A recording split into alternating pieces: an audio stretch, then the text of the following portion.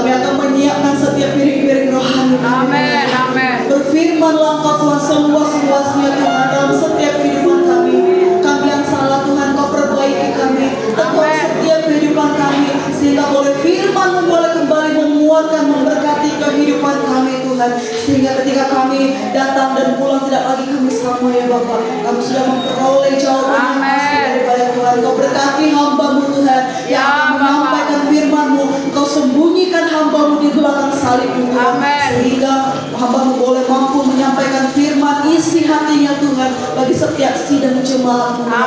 Segala kuasa kegelapan yang ingin mengganggu setiapnya jalannya firman Tuhan, kami tengking mengajukan dalam nama Tuhan Yesus Kristus. Kau tidak berhak ada dalam ruangan ini. Kami hanya mengundang Roh Kudus Engkau hadir di tempat ini Tuhan. Terima kasih Bapa yang baik. Kami siapkan hati kami, telinga kami, dan mengucapkan syukur. Haleluya.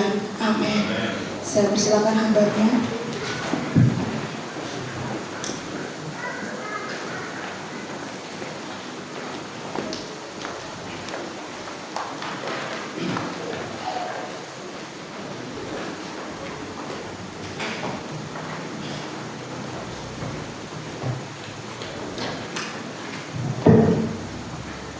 Salam saudara-saudara. Shalom.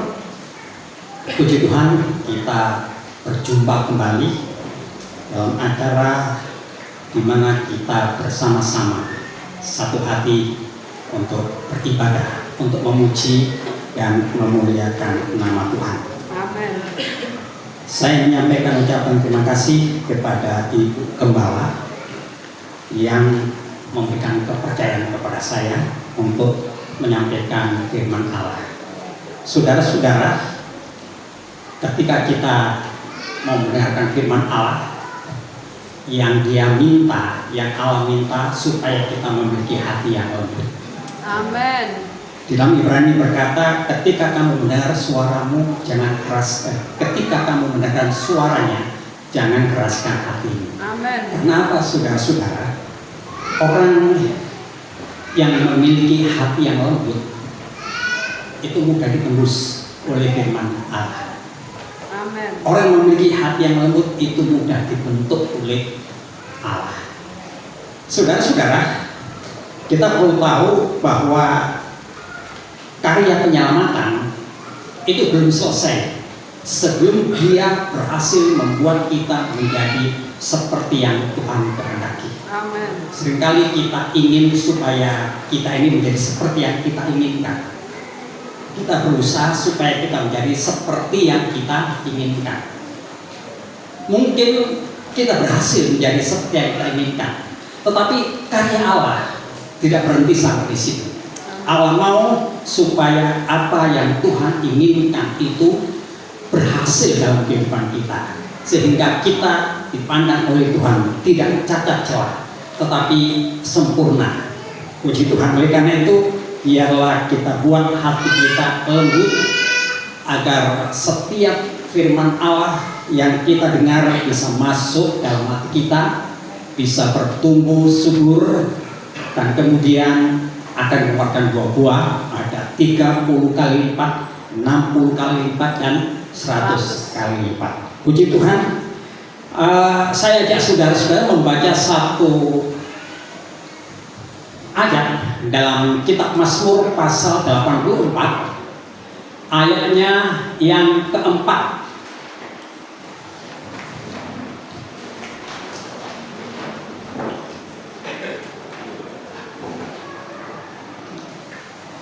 Maaf, itu bukan ayat yang tepat, ayat yang kelima. Cuma saya salah ketik saja, ayat yang kelima ya.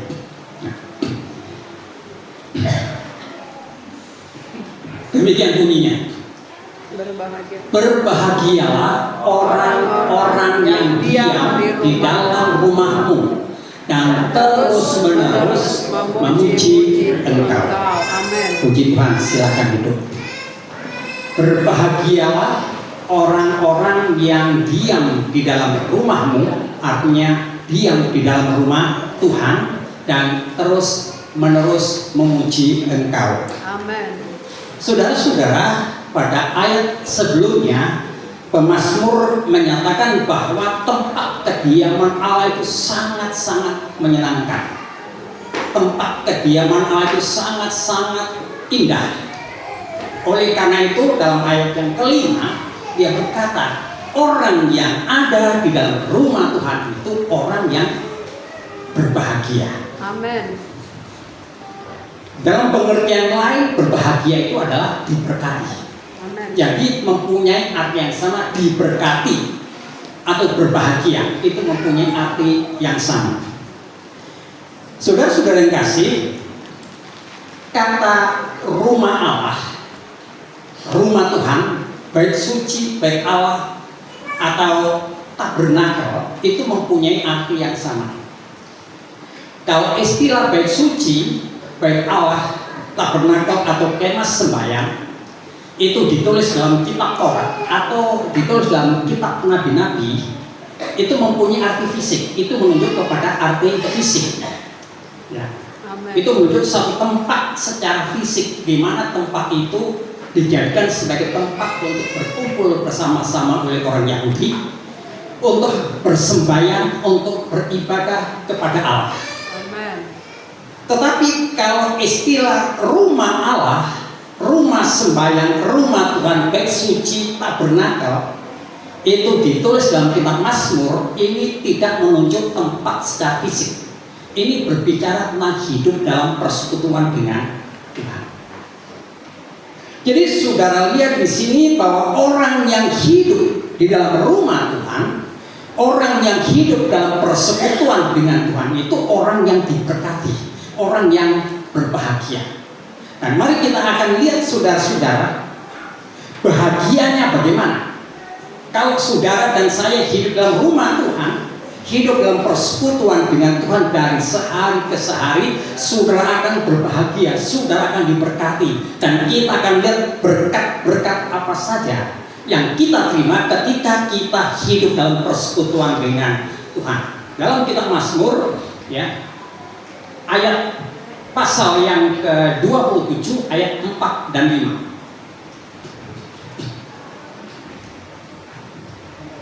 Demikian bunyinya ayat yang keempat. Satu hal yang kuminta kepada Tuhan, itulah yang kuingini, diam di rumah Tuhan, diam di rumah Tuhan seumur hidupku, menyaksikan kemurahan Tuhan dan menikmati baiknya. Kemudian ayat yang selanjutnya, sebab Ia melindungi aku dalam pondoknya pada waktu bahaya. Ia menyembunyikan aku dalam persembunyian kemahnya. Ia mengangkat aku ke atas gunung batu. Amin. Saudara-saudara yang kasih, Mazmur pasal 27 ini dikarang oleh Daud. Dan kita tahu bahwa Daud itu adalah seorang raja. Artinya memiliki posisi kedudukan yang tertinggi di kerajaan Israel. Sebagai seorang raja, dia memiliki segala-galanya. Semua fasilitas dia miliki, kekayaan-kekayaan dia miliki, emas dan perak dia miliki. Pokoknya semua fasilitas dia miliki. Secara ekonomi, saudara-saudara, atau secara finansial, Daud tidak mengalami atau tidak memiliki kekurangan apa-apa. Dia berkecukupan, dia berkelimpahan. Namun demikian ada satu hal yang masih diminta oleh Daud, satu hal yang dimohon oleh Daud kepada Tuhan, yaitu dia di dalam rumah Tuhan. Dia minta kepada Tuhan supaya dia boleh tinggal di dalam rumah Tuhan, bukan untuk 10 tahun, bukan untuk 20 tahun, bukan untuk 50 tahun, tapi dia minta kepada Tuhan supaya Tuhan izinkan dia untuk tinggal di dalam rumah Tuhan seumur hidupku. Nah, saudara perhatikan bahwa yang dimaksud rumah Tuhan ini bukanlah tempat fisik, tetapi ini merupakan satu gambaran di mana dia mau tinggal dalam persekutuan dengan Tuhan. Amin. Saudara-saudara, mungkin kita memiliki segala-galanya, kita memiliki apa saja, kita tidak kekurangan suatu apapun, mungkin harta, kekayaan dan lain sebagainya. Kita tidak mempunyai kekurangan apa-apa. Semua tercukupi, semua terpenuhi. Tetapi biar kita seperti Daud ini, sekalipun Tuhan aku memiliki segala-galanya, aku memiliki segala sesuatu dan aku tidak kekurangan sesuatu apapun, tapi masih satu hal yang aku minta kepadamu. Dan biarlah satu hal ini aku boleh hidup dalam persekutuan dengan Tuhan. Amen. Nah, kita melihat saudara-saudara selanjutnya berkatnya apa? Ya. Satu hal yang kuminta kepada Tuhan itulah yang kuingini, diam dalam rumah Tuhan, hidup dalam persekutuan dengan Tuhan untuk seumur hidupku. Yang pertama-tama dinyatakan di sini untuk menyaksikan kemurahan Tuhan. Amen. Seringkali saudara, kemurahan Tuhan itu dilimpahkan dalam kehidupan kita, tapi kita tidak tahu bahwa itu kemurahan Tuhan. Tetapi ketika Daud mau mengarang lagu ini, mengarang mazmur ini, dia memiliki satu perenungan. Kalau sudah lihat dalam Perjanjian Lama itu ada 39 kitab dalam Perjanjian Lama ini dibagi menjadi 3 bagian, yaitu bagian yang pertama yang disebut kitab Taurat, bagian yang kedua disebut pengajaran dan pengalaman pribadi, kemudian bagian yang ketiga disebut sebagai kitab-kitab nabi besar dan juga kitab-kitab nabi kecil. Tetapi ketika saya perhatikan, maka ada 2 kitab, yaitu kitab Ayub dengan kitab Mazmur. Kitab Ayub dan kitab Mazmur adalah merupakan suatu kitab yang lahir dari pengalaman-pengalaman. Amen. Umpamanya Ayub ini sudah mengalami satu pengalaman yang luar biasa. Kemudian dari pengalaman itulah lahir karangan-karangan tentang Ayub. Demikian juga saudara-saudara dalam kitab Mazmur ini. Semua pemazmur, bukan hanya Daud, semua pemazmur menulis mazmurnya itu berdasarkan pengalaman pribadinya dengan Tuhan. Amen. Demikian juga ketika Daud mengarang Mazmur pasal 27 ini juga merupakan pengalaman-pengalaman yang dituangkan dalam tulisan-tulisannya. Salah satu pernyataannya, aku ingin supaya aku telah diam dalam rumah Tuhan, supaya apa? Supaya aku dapat menyaksikan kemurahan Tuhan. Amen. Dia merenungkan kembali, saudara, bagaimana dia sebelum menjadi seorang raja. Dia adalah seorang gembala. Dalam pengalaman penggembalaannya, dia merasa bertanggung jawab penuh atas keselamatan domba-dombanya. Dia tidak menghendaki dan juga dia berusaha untuk menjaga domba-dombanya jangan sampai ada binatang-binatang yang lain untuk menerkam dombanya itu. Bahkan saudara, dalam pengalaman sebagai seorang gembala, dia pernah bertarung dengan seekor beruang. Seekor beruang itu, saudara-saudara, binatang yang sangat buas, binatang yang sangat ganas. Beberapa waktu lalu di daerah Barat sana ada seorang nenek-nenek yang ditekan berobek-obek oleh seekor beruang karena cakarnya luar biasa. Tapi kita melihat, saudara, Daud ini ketika dia menggembalakan dombanya, dia melihat ada seekor beruang yang akan menerkam domba-dombanya. Dia turun, kemudian dia bertarung melawan beruang ini. Kemudian dia sanggup membunuh beruang ini. Lalu kemudian ketika dia mendengar ada seorang raksasa yang luar biasa tingginya dari pahlawan bangsa Filistin, ya, namanya Goliat. Dia menghina, mengolok-olok, bukan hanya menghina, mengolok bangsa Israel saja, tapi menghina Allah. Daud yang tidak punya pengalaman untuk berperang, pengalamannya hanya menggembalakan domba-domba.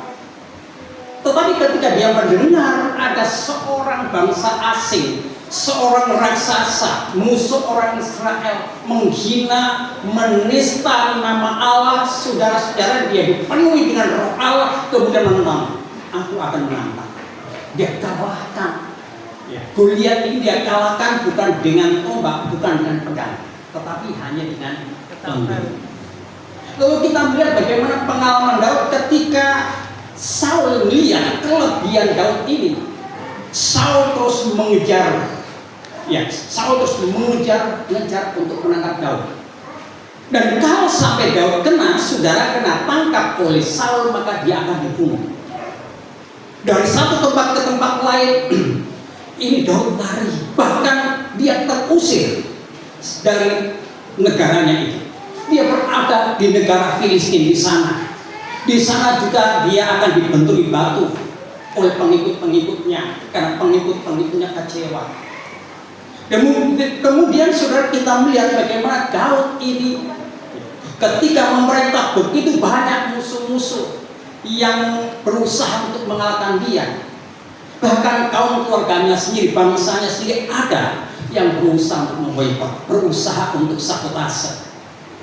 Begitu banyak pengalaman-pengalaman yang dialami oleh Daud. Tetapi saudara-saudara, ketika dia merenungkan kembali kalau dia masih boleh hidup, kalau dia masih boleh bernapas, kalau dia masih boleh ada, dia menyadari itu bukan karena kekuatanku, bukan karena kegagahanku, bukan karena kuasa, tapi semata-mata karena kemurahan Tuhan.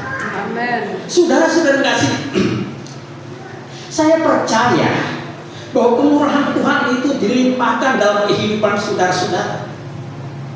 Saya percaya kemurahan Tuhan itu nyata dari sehari ke sehari dalam kehidupan saudara-saudara.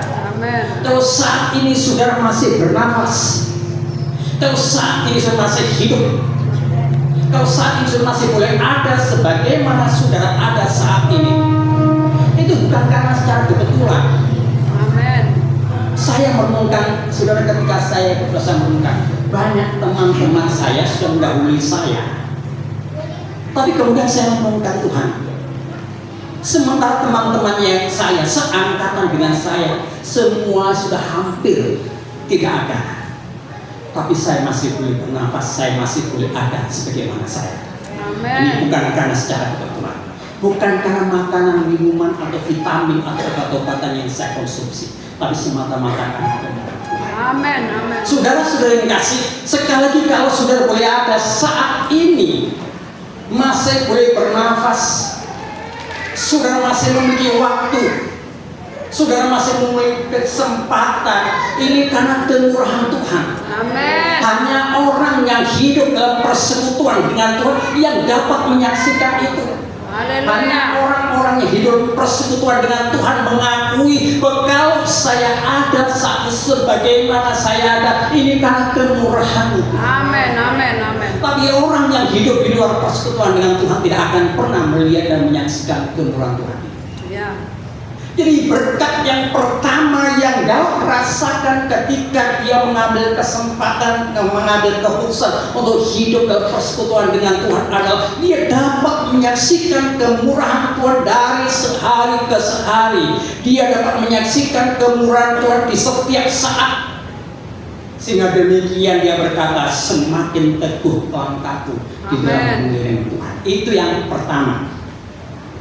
Kemudian berkat yang kedua, yaitu menikmati baiknya.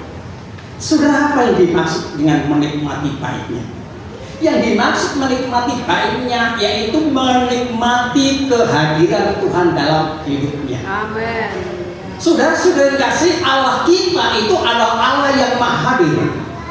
Amin. Dalam surat Efesus dikatakan bahwa Yesus harus naik ke tempat tinggi untuk apa? Untuk memenuhi segala sesuatu dengan kehadirannya. Amin. Kalau Yesus hadir di Jakarta sana, dia juga hadir di tempat ini. Amin. Kalau Yesus hadir dan mengerjakan mujizat di Amerika sana, dia juga sanggup dan hadir di negara Indonesia dan sanggup mengerjakan mujizat-mujizat di Indonesia ini. Amin. Amin. Karena apa? Karena dia memang hadir di segala tempat, omnipresent, hadir di segala tempat. Amin. Amin.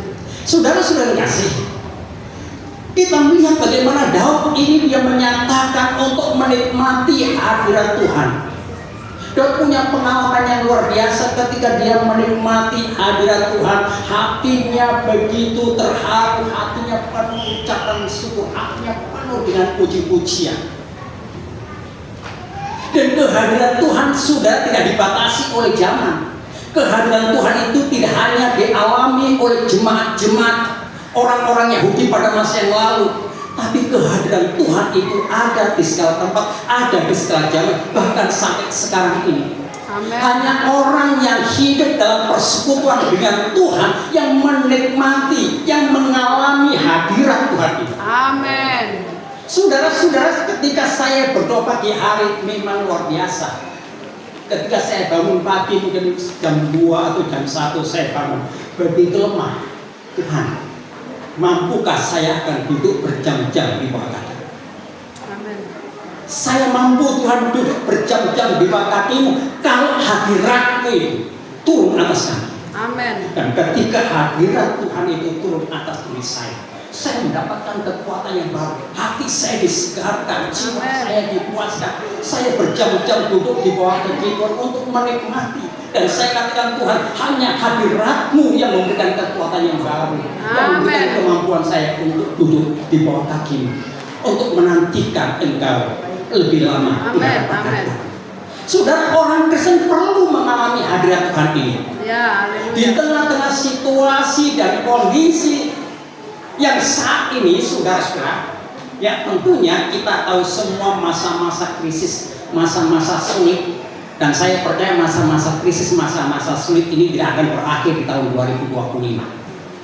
Karena apa? Karena dunia sekarang ini, saudara, yang kita harapkan menjadi lebih baik, tetapi kenyataannya semakin suram, semakin sulit. Dan ini akan terus berlangsung sampai Tuhan datang yang kedua kali. Amin. Nah, di tengah-tengah situasi yang sulit yang seringkali melemahkan kita, yang seringkali membuat hati kita tawar, yang seringkali membuat hati kita putus asa, yang seringkali yang membuat kita ini tak mampu berbuat apa-apa, lemah, tak berdaya. Justru di tengah-tengah situasi seperti ini, kalau saudara membangun hidup persekutuan dengan Tuhan, saudara berkata, Tuhan, saya membutuhkan hadirat-Mu. Amin. Saya membutuhkan kehadiran dalam hidupku, Tuhan. Sebab tanpa kehadiran-Mu semua sia-sia, hidupku menjadi sampah. Amin. Tapi saya membutuhkan hadirat untuk menjadikan Ya, hidupku. haleluya. Kita melihat saudara-saudara, Daud ini menikmati baiknya mengalami hadirat Tuhan, mengalami kehadiran Tuhan. Itulah sebabnya kekuatannya tidak pernah berkurang sampai kepada akhir hidupnya. Kekuatannya tidak pernah berkurang. Karena hadirat Tuhan menyertai dia, hadirat Tuhan turun atas hidupnya. Amin. Kalau saudara ingin mendapatkan kekuatan yang selalu baru, katakan, Tuhan, aku selalu membutuhkan hadirat-Mu setiap saat. Haleluya. Amin. Aku membutuhkan hadirat-Mu setiap hari, supaya aku mampu tetap berdiri teguh dan tetap Amen. melangkah maju. Ya. Kemudian saudara-saudara, ini berkat yang kedua. Kemudian berkat yang ketiga kita melihat, sebab Ia melindungi aku dalam pondoknya pada waktu bahaya. Ya. Ia menyembunyikan aku dalam persembunyian kemahnya. Ia mengangkat aku ke atas gunung batu. Amin. Amin. Kalau saudara renungkan, ini merupakan nubuatan yang akan terjadi bukan atas diri Daud saja, tetapi ini juga akan terjadi pada setiap orang-orang yang percaya kepada Tuhan pada masa sekarang ini. Amin. Nah, saudara-saudara, dalam ayat ini, Ia melindungi aku dalam pokoknya pada waktu bahaya. Daud menyadari, sekalipun dia adalah seorang raja yang kuat, sekalipun panglima-panglimanya itu adalah orang yang terlatih, memiliki keterampilan, dan juga saudara-saudara punya strategi yang luar biasa, tapi Daud juga menyadari ada banyak musuh-musuh yang mengancam. Karena pada saat itu saudara-saudara, musuh-musuh Israel bukan lenyap sama sekali. Masih banyak musuh-musuh Israel, bangsa-bangsa lingkungannya, bangsa-bangsa sekitarnya itu masih banyak, dan mereka mengancam. Kapan saatnya dapat menaklukkan Israel ini? Kapan saatnya bisa menaklukkan kerajaan Israel ini? Daud merasa itu, saudara. Daud itu merasa ada ancaman dari luar. Tapi Daud sudah mengambil keputusan. Aku akan diam dalam rumah Tuhan. Aku akan menyaksikan kemurahan Tuhan. Aku akan menikmati hadirat Tuhan. Kalau aku hidup dalam persekutuan dengan Tuhan, Kalau aku menyaksikan kemurahan dari hari ke hari, kalau aku menikmati hadirat Tuhan, sekalipun tantangan dan mara bahaya menimpa aku, itu tidak akan menimpa aku. Aku akan terpelihara, aku akan tersembunyi di dalam pondoknya. Amin. Saudara-saudara, kita sadar atau tidak sadar, kita melihat dunia ini sedang bergulir menuju ke suatu tempat, kepada situasi dan kondisi di mana akan datang mara bahaya, akan datang musibah, akan datang tantangan, kesulitan dan kesukaran. Dalam kitab Wahyu pasal 11 ayat 1 dan 2.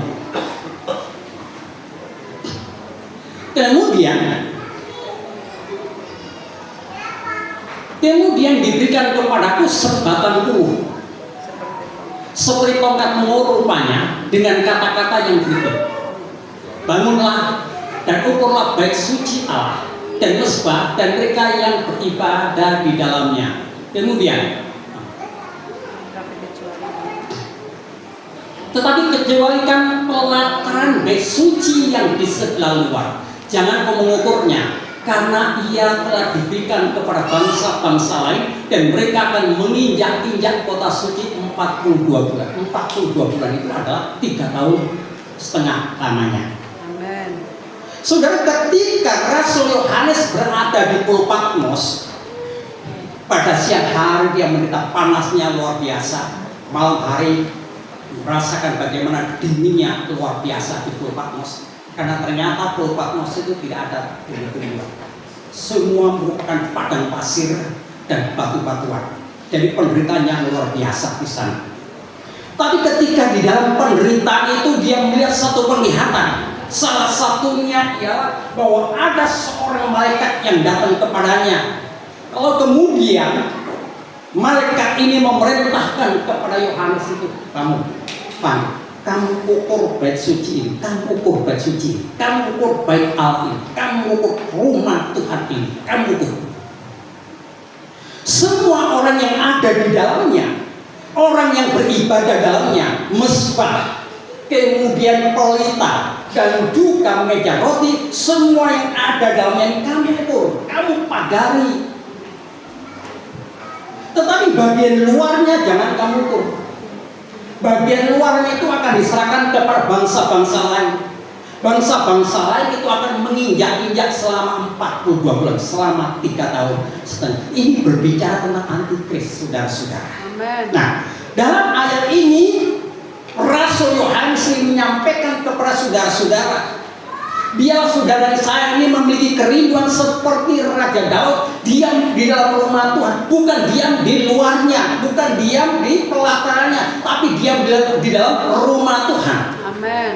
Nah, kita lihat gambar tabernakel dulu, saudara-saudara. Ini gambar tabernakel ini.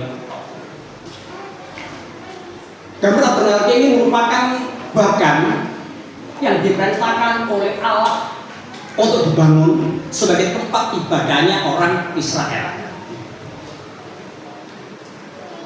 Bagan tabernakel ini terdiri dari 3 bagian. Bagian luar yang ramai itu banyak domba-domba, kambing kayu, banyak orang-orang. Itu bagian luar, itu bagian pelataran. Tetapi yang tertutup, saudara-saudara, yang tertutup itu ada 2 bagian, itu tertutup rapat. Tidak dapat dilihat dari luar, tidak dapat dilihat dari samping karena tebal sekali atap yang ada di atasnya, demikian juga dinding-dinding yang ada di tempatnya itu. Itu semua tebal sekali sehingga tidak dapat orang melihat ke dalamnya.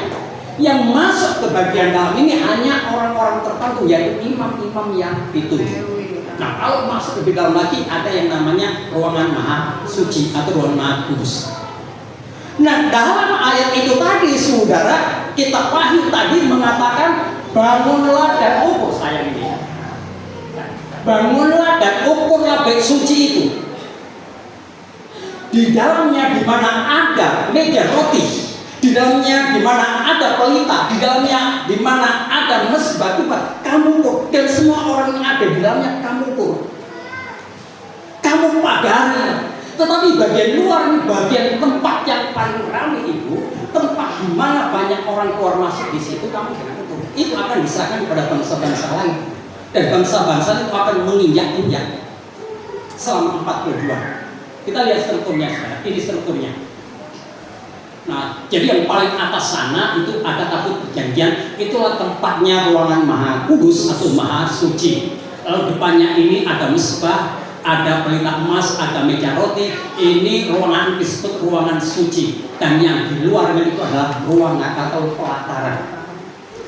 Jadi kita melihat malaikat itu berkata supaya kamu ukur ruangan suci, baik suci kamu ukur.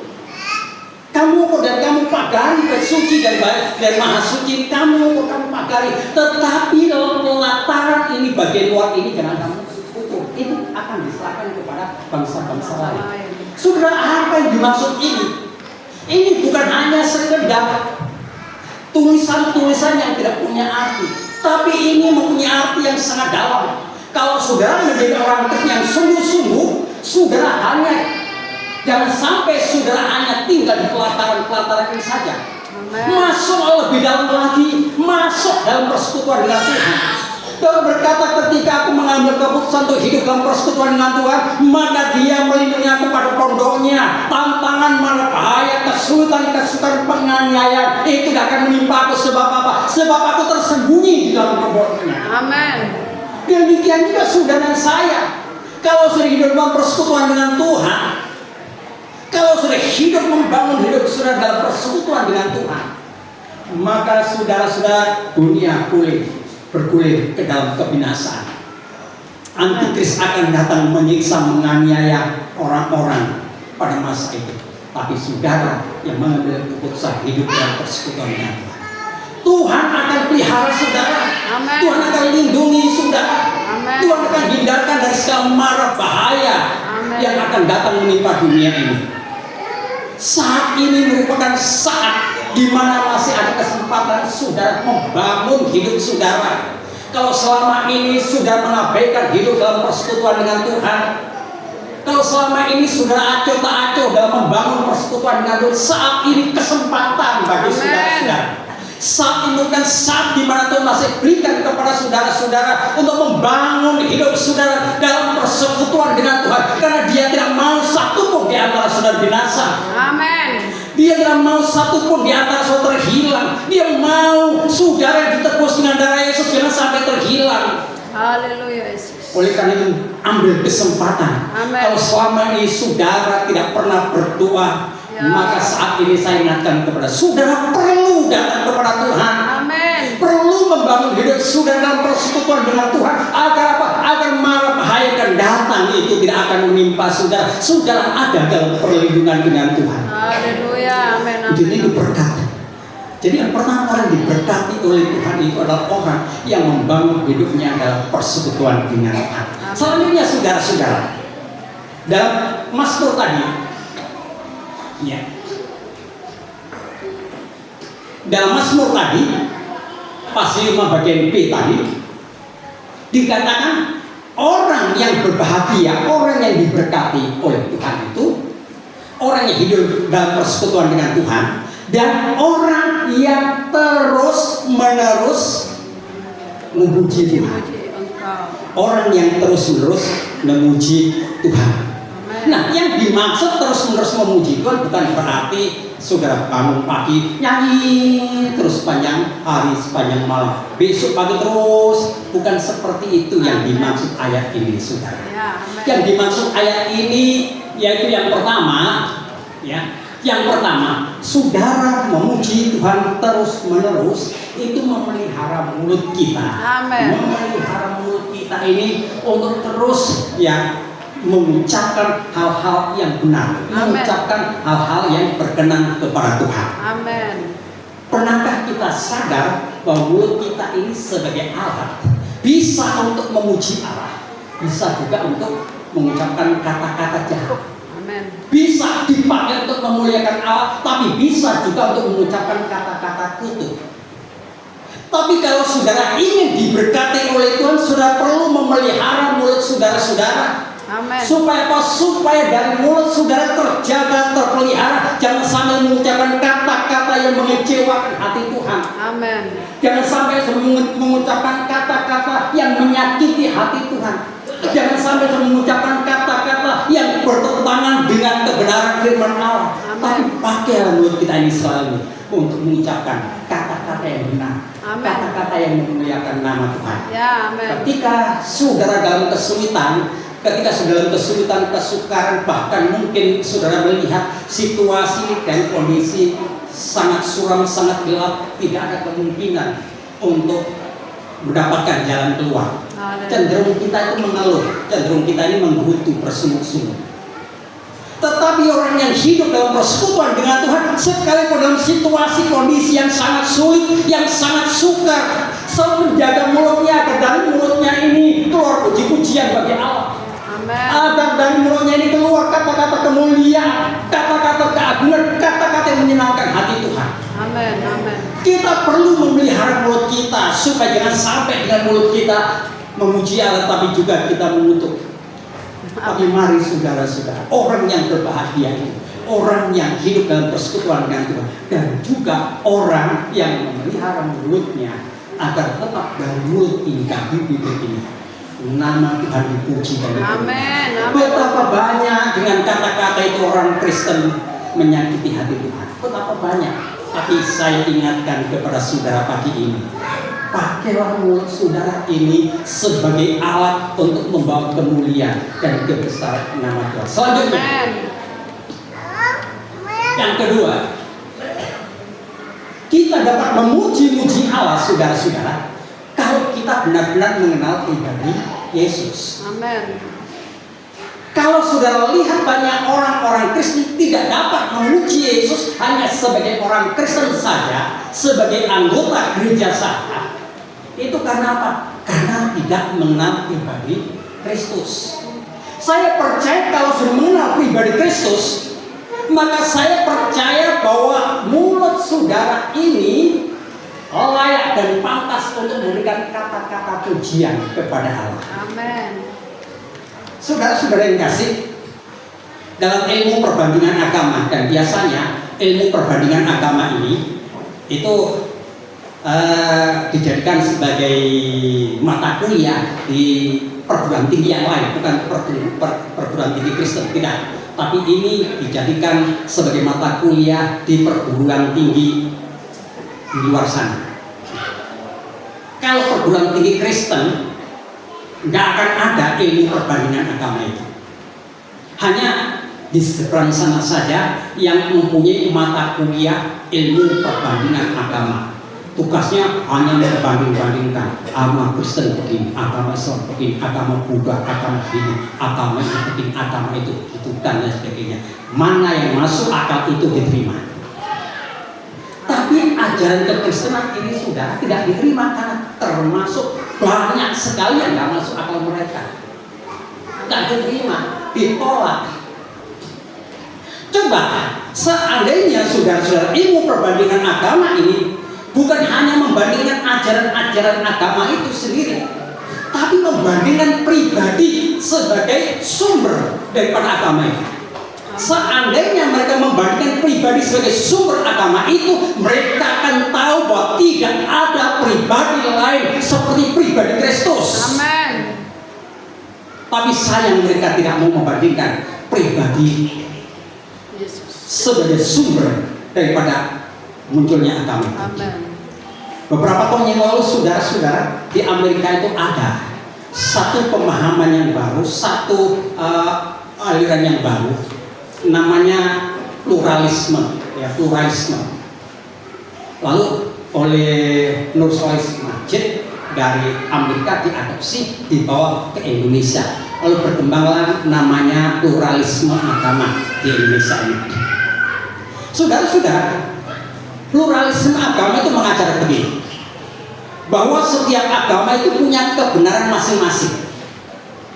Agama Kristen punya kebenarannya sendiri, agama Buddha punya kebenarannya sendiri, agama Hindu punya kebenaran sendiri, agama Islam punya kebenaran sendiri. Jadi masing-masing agama ini punya kebenaran sendiri-sendiri.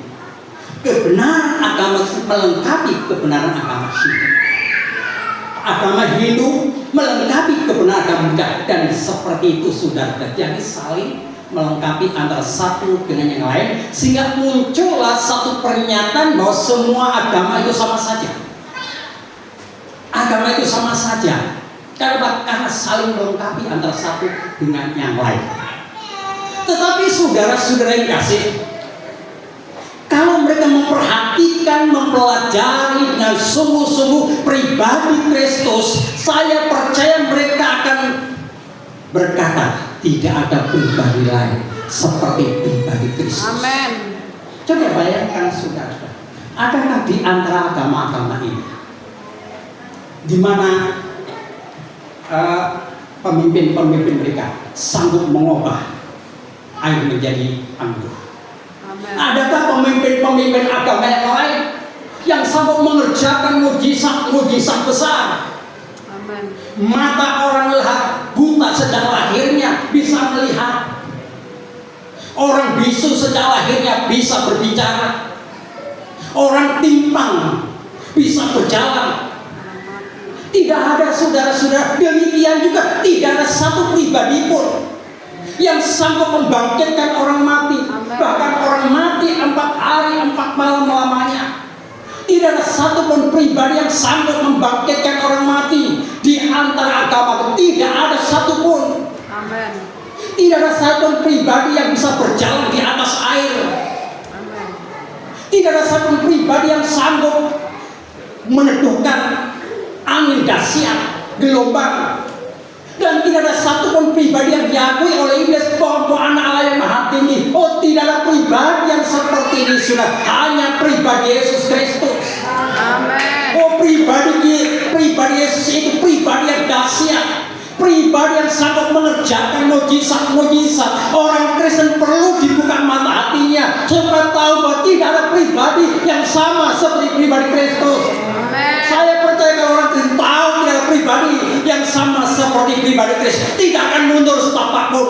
Sekalipun ada tantangan, sekalipun ada kesulitan, sekalipun ada kesukaran, bahkan mungkin ada orang yang diberhadapan dengan kematian, mereka tidak akan mundur sebab mereka tahu tidak ada pribadi yang sama seperti pribadi Kristus.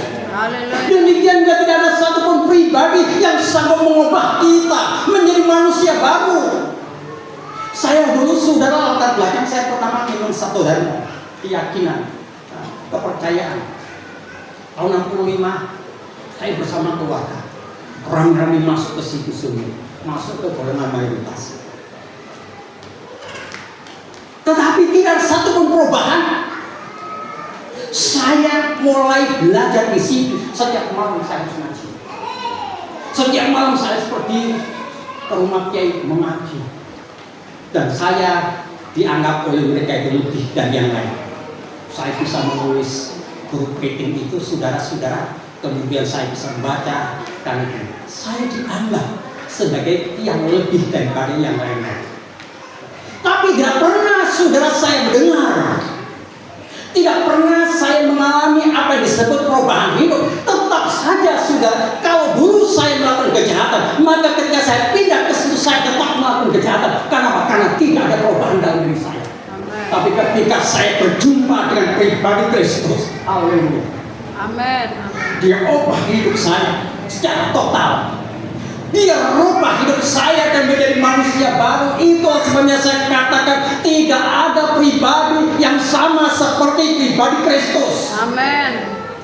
Karena Dia saja yang sanggup mengubah hidup saya. Saya berusaha mentaati aturan-aturan, saya berusaha mentaati semua salah-salah, tapi tidak pernah ada perubahan dalam diri saya. Tidak ada istilah lahir baru. Tapi ketika Yesus mengubah hidup saya menjadi baru. Amin. Juga kita melihat saudara-saudara, tidak ada di antara pemimpin agama di mana pemimpinnya itu mati kemudian bangkit kembali. Tidak ada, hanya satu pribadi, Yesus Kristus. Dia memang mati di atas kayu salib karena dosa manusia. Dia memang dikuburkan selama 3 hari, tapi pada waktu 3 hari dia bangkit dari antara orang mati. Dia kalahkan maut, dia patahkan, dia injak-injak, hancurkan kekuatan kuasa iblis. Dia bangkit dan dia berkemenangan. Amin. Itu sebenarnya tidak ada yang sama seperti Dia. Amin. Kalau kita tahu bahwa tidak ada yang sama seperti Dia, kalau kita tahu bahwa hanya Yesus satu-satunya yang sanggup mengerjakan mujizat, apa yang kita lakukan selain Tuhan? yang patut aku ucapkan, yang patut aku katakan, puji-pujian hanya bagimu, sebab tidak ada pribadi yang seperti pribadi. Amin. Amin. Kalau saudara mengenal pribadi Yesus yang sesungguhnya, mulut saudara akan dipakai untuk memuji-muji Dia. Amin. Ketika saya dalam kesulitan-kesulitan, itu cenderung saya mengeluh, itu cenderung saya bersungut-sungut. Tapi saya katakan, Tuhan, hati saya boleh berubah-ubah, perasaan saya boleh berubah, tapi mulut saya tetap memuji Engkau Tuhan. Amin. Mulut saya tetap mengagungkan nama. Mari saudara kita bangkit. Kita akan nyanyikan satu puji-pujian. Sebab Kau besar, tiada yang seperti Engkau.